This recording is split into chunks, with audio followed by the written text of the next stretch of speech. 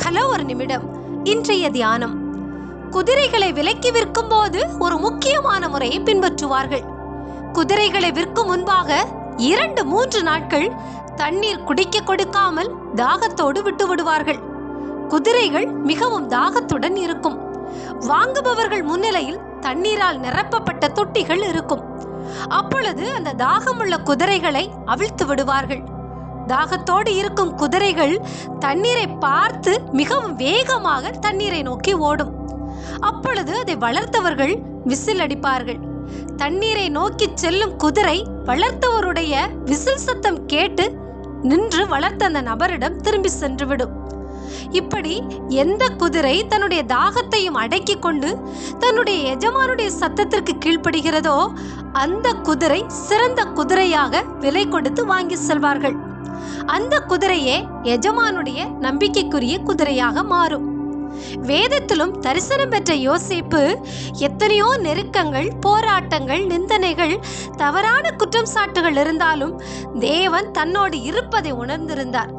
தன்னுடைய காரியங்களை அவர் பார்த்து கொண்டுதான் இருக்கிறார் என்ற தைரியமுடையவராய், நன்றியுடையவராய் இருந்ததால் தான் பாவ சோதனை வரும்போது தேவனுக்கு விரோதமாய் பாவம் செய்வது எப்படி என்று தன் வஸ்திரத்தையும் விட்டு ஓடி போனான்.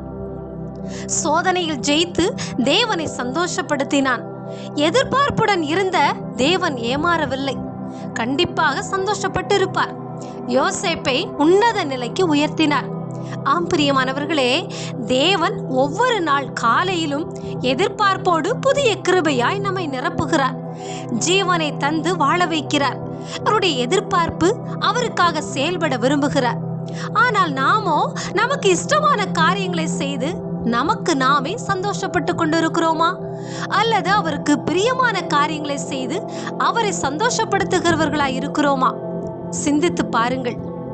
நான் ஜெபிக்கிறேன், வேதம் வாசிக்கிறேன் என்று கிறிஸ்தவர்களுக்கு அடிப்படையான காரியங்களை செய்துவிட்டு பெரிய சாதனையை செய்து விட்டதாக எண்ணுகிறோம். குழந்தைத்தனமான சாக்கு போக்குகளை சொல்லி நின்று விடாமல் அவருக்காக பேச, செயல்பட தேவன் மனிதர்களை தேடிக்கொண்டிருக்கிறார்.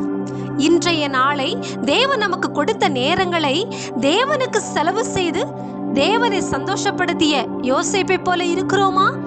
அல்லது புசிக்க வேண்டாம் என்று சொன்ன பழத்தை புசித்து தவறான தெரிந்தெடுப்புகளை செய்த ஆதாம் ஏவாளை போல தேவனை துக்கப்படுத்துகிறோமா? சிந்தித்து பார்ப்போமா?